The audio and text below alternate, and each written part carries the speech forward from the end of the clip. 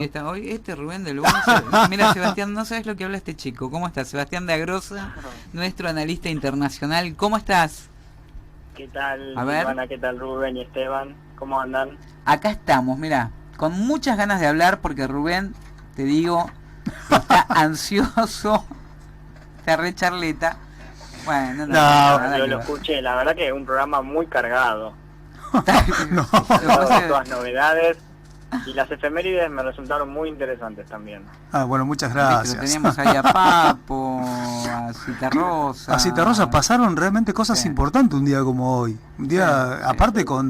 en este caso, con artistas muy populares y muy Exacto. queridos acá en, en nuestro país, y porque aparte a Citarrosa lo sentíamos como nuestro. Ujú. Y Bueno, bueno, y un día como hoy Efectivamente. tenemos a Sebastián Dagrosa con muchas ganas claro. de contarnos, de hacer un análisis, ¿no? De cosas que fueron pasando en estos últimos días y tal vez algo que tenga que ver con algo que pasó más atrás, que no es una efeméride. Por Dale. supuesto, sí. No, no quería dejar de empezar a contar los acontecimientos internacionales sin dejar de remarcar que esta semana fue el 8 de marzo, el Día Internacional de la Mujer Trabajadora, ¿no? Y desde el análisis internacional se podría decir qué finalidad tiene reivindicar este día.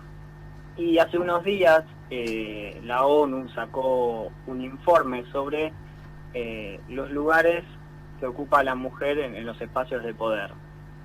Y lamentablemente todavía no son alentadores los números que reflejan la actualidad en la mayoría de sitios de poder.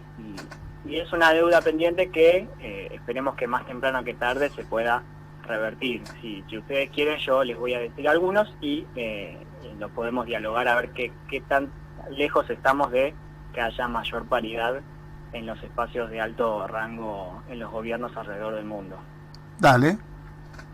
Bueno, en principio podemos decir que en solo 21 países del mundo una mujer ocupa la jefatura de Estado o de gobierno. Por otra parte, en 119 países nunca ha habido una mujer en ninguno de esos cargos mencionados. O sea, un 10%. En los... Prácticamente, sí. Después, alrededor del mundo, las mujeres ocupan más o menos el 21% de los cargos ministeriales, aunque hay un dato alentador que tiene que ver con que es 5 puntos más altos que en el 2010, es decir, la década precedente.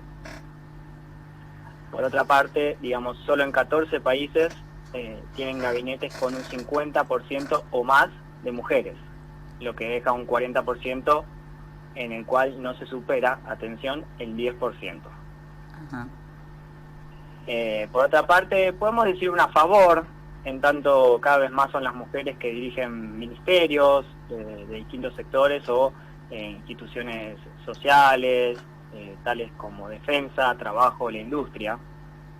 Pero el dato contraparte es que los hombres siguen ocupando el 75% de las bancas en los órganos legislativos alrededor del mundo. Por lo cual, digamos, para cerrar un poco, y ya les dejo abrir el debate, a este paso no se va a lograr paridad de género en los órganos legislativos hasta por lo menos el 2063. Ah, bueno, nos quedan unos años. Sí. Y esto también abre también una paradoja, ¿no? Porque a fines del año pasado se reivindicaron algunos gobiernos, en su mayoría gestionados por mujeres como primeras ministras, como fue el caso de Nueva Zelanda o bueno, Alemania también se podría decir, en los cuales se resaltó cómo se llevó adelante la gestión de la pandemia, ¿no? Sí, muy importante porque Alemania, Merkel, la verdad que viene lidiando con los grupos ahí de derecha, esos grupos antivacunas, los terraplanistas, y un sector de derecha que es realmente muy poderoso en Alemania, se transformó en estos últimos tiempos. Y en época de pandemia, la verdad que la primera ministra lo llevó adelante muy bien. Exactamente. Ya culminando con sus 15 años de gobierno, digamos que deja un legado que puede servir de ejemplo para demostrar que, digamos, la cantidad de años que ella permaneció en el gobierno, sin omitir que ella tuvo que hacer alianzas con partidos, no es un efecto nocivo para los gobiernos, aunque se trate de un gobierno parlamentario, ¿no? Por estos días acá en Argentina se puso muy en jaque que la perduración en el gobierno de cierta, en alguna que otra provincia donde se aprobó una reelección indefinida, trae efectos que son más bien adversos. Sí, bueno, eso es una discusión eterna que hay en donde se debate profundamente sobre si alguien puede ser regido por tantos años. Más que todo tenía que ver también con la provincia de Formosa, donde decía que Gildo Infran hace 20 y pico de años que está en el poder y que bueno, los formoseños eligen y mientras no se reforme la constitución de la provincia va a seguir pasando, pero bueno, contrapartida tenés el caso de Merkel, que ocupando la primera, siendo la primera ministra de un país tan poderoso como Alemania, permanece 17 años en el poder. Exactamente, sí, totalmente. Bueno, en otras noticias, digamos, podríamos decir que este fin de semana se dio un hito histórico complejo y bastante riesgoso que llevó adelante el Santo Padre Francisco en Irak, con lo que fue su primera visita después post pandemia y con todo lo que ello conlleva a visitar Irak. Esta visita se da en un marco, digamos, de una aguda crisis, mediante una escalada en el conflicto militar, con lo que fue también el bombardeo argentino, el bombardeo estadounidense a las milicias proiraníes, y también con el riesgo que implica para el sumo pontífice el riesgo sanitario por la escalada también en contagios que en el Medio Oriente está teniendo algunos problemas. Bueno, tanto como acá, ¿no? Sí. Ahora esta llegada del sumo pontífice a tierra iraquí, también nosotros lo hablamos el otro día acá con Silvana, con Esteban también, sobre lo importante que fue. Y también, y justamente Silvana llamó a un representante justamente del Islam en Argentina, que habló sobre este tema y lo hizo realmente aclarando algunos puntos muy importantes, en donde deja de lado las luchas que tienen que ver con la cuestión política y donde muchas veces se utiliza la religión para justificar algunas acciones políticas y en su caso bélicas como en Estados Unidos, y me parece que el Santo Padre saltó todo eso y deja de manifiesto que las religiones en este caso están unidas y que tienen otra visión y que están en contra justamente de esta escalada bélica que está habiendo en la zona. Por supuesto, sí, me parece muy esclarecedor esa visión que tuvo el representante.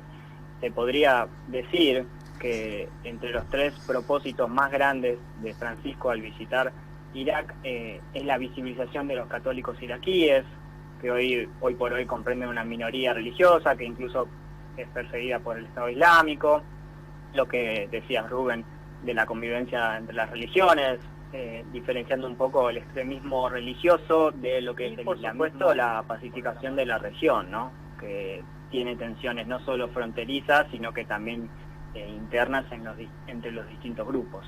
Y eso Francisco un poco lo dejó en evidencia al visitar puntos claves, al reunirse no solo con el primer ministro, sino también con el presidente de la República, pero también con el ayatolá Ali al-Sistani, en una, digamos, intención de levantar un poco este debate por arriba de los reclamos que siempre existen en el Medio Oriente. A mí no quería dejar de destacar que además Francisco se reunió con quien es el padre de el chiquito, que no sé si ustedes recordarán, que salió en todos los diarios del mundo, el pequeño que falleció lamentablemente ahogado a orillas del mar en Turquía, y que quedó como, digamos, la cara visible de los procesos migratorios y lo duro que son esos procesos que a veces no salen en los medios. Te quería decir, base a lo que estabas comentando, ¿no? De cómo Irak, a partir de la intromisión de Estados Unidos, cómo entró en una decadencia total, porque si bien, bueno, no tenían el mejor gobernante como Hussein, realmente después terminaron estrellando el país, digamos, a partir del Estado Islámico, de esta intromisión tan que uno no es que se acostumbre a ver, pero ya es un clásico de los Estados Unidos, ¿no?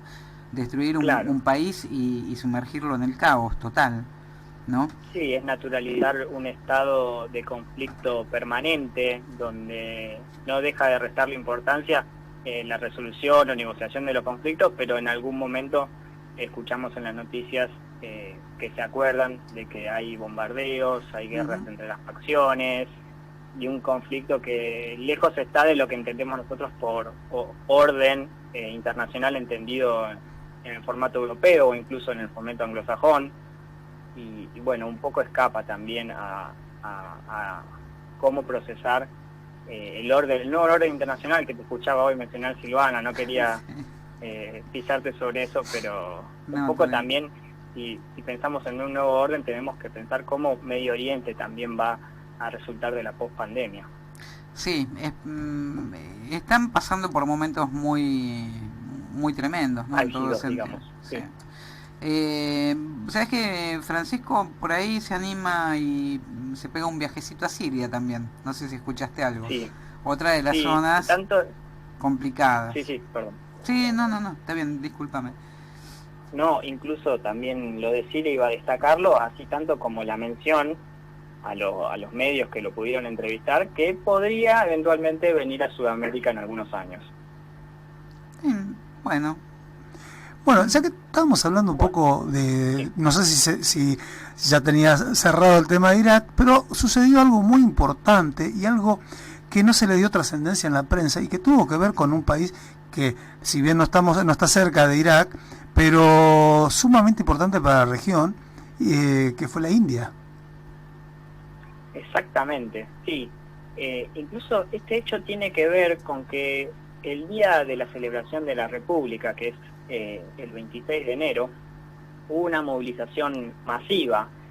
Y bueno, tengamos en cuenta que estamos hablando de la India, entonces cuando se habla de masividad podríamos hablar de millones y millones de personas. Y en este caso fueron aproximadamente 150 millones de personas que se manifestaron en torno a las políticas que últimamente está llevando su primer ministro adelante, y tienen que ver con la reforma agraria. Esto, digamos, despertó el descontento. No anduvo Grabois, ¿no? Por ahí. No, por suerte no, bueno, pero zafaron los indios. Una protesta agraria, decía, que se dio en Nueva Delhi y en donde hubo el fallecimiento de un campesino y policías resultaron heridos. Pero hay algo que mencionar sobre esto y tiene que ver con quien actualmente ejerce el cargo de primer ministro, Narendra Modi, desde el 2014, quien con una visión más bien conservadora se propuso como política llevar adelante la reforma agraria. Y esto, digamos, al tener una visión que permita... Sebastián, perdóname, te interrumpo porque cuando hablas de la reforma agraria, está llevada porque generalmente este tipo de reforma se dio en gobiernos donde después de grandes luchas tienen que ceder los grandes terratenientes como para dividir zonas, ¿no? En este caso se está dando desde el gobierno al revés. Sí, se podría decir que sí. Y esto tiene que ver más que nada con una tradición que en la India prevaleció durante mucho tiempo. Mientras me informaba del tema, sorprendía de la modalidad que tienen actualmente para explotar todo lo que son los campos, y la intención de la Narendra en este caso sería llevarlo a una escala más bien industrializada, pero que vaya en detrimento de los intereses de cada una de las familias. Y la particularidad de la movilización que tuvo lugar a fines de enero es que los sindicatos, que son de un tinte más bien heterogéneo, se pusieron de acuerdo como para ponerle encima la mayor protesta de la historia, como ellos la mencionaron. Un tema complejo, porque aparte la India, desgraciadamente, también el tipo de situación en que están los campesinos y los agricultores, que lo hacen realmente, si bien tienen un país desarrollado por un lado, pero lo hacen de una forma realmente rudimentaria como hace cientos de años, pero las familias de esa forma también se sostienen y pueden mantenerse. Ahora, con la reforma que pretendían hacer, por lo que me estás contando vos, cambiaría completamente la situación y la forma en que están viviendo todas estas personas, que son millones y millones. Seguro, sí, digamos, como objetivo se podrían decir que se pretenden eliminar las limitaciones y las barreras del mercado y los intermediarios, lo que va justamente en detrimento de los agricultores y beneficiando a los terratenientes. Entonces, tras que la India padece índices realmente preocupantes en torno a la pobreza y la desigualdad, digamos, no habría que dejar de prestarle atención a qué resulte de esta situación tan conflictiva en la India. Bueno, la verdad, temas muy importantes hoy, Silvana, la verdad. Sí, la verdad, no vamos a gastarlo, que les quede algo para la semana que viene, Sebastián, por favor. Claro, Rubén, no quería, perdón que te interrumpa, no quería terminar esta comunicación sin acatar a que vos no querías terminar el programa con una buena noticia. Y se puede, digamos, decir que podemos mencionar el reciente hecho en nuestro hermano país brasileño, lo que se dio con respecto al expresidente Lula da Silva. ¿No? Excelente noticia. Podemos introducirlo. Bien. Muy bien, La verdad, es cierto lo de la buena noticia. Sí, bueno. Terminamos como una buena noticia, porque aparte pone el descubierto también el lawfare y esa persecución que tuvieron contra Dilma y contra Lula, que no le permitió, aparte lo metieron preso en una cárcel común, lo metieron preso a alguien que era inocente y no le permitieron competir por la presidencia de Brasil. Así que bueno, yo creo que Lula presidente 2022, Se podría iniciar el debate sobre si Lula es el candidato que se va a llevar todas las flores. Su rival, en este caso el presidente actual, lo único que intenta es hacer polarizar a la sociedad, si puede haber un tercero entre ellos. Bueno, hay que ver si Lula quiere también. No, seguro. ¿No? Yo digo que es un tema no menor. Pero bueno, ya lo dijo. Bueno, nos dio una buena noticia para despedirse, la verdad. Dijo que por ahora no piensa en su candidatura presidencial para 2022. Querrá generar expectativas también. Y aparte todavía no está cerrado el tema con la Corte Suprema de Justicia. Yo la verdad que no sé, me arriesgaría a decir que no, que él no creo. Veremos. Bueno, se va. En la incertidumbre.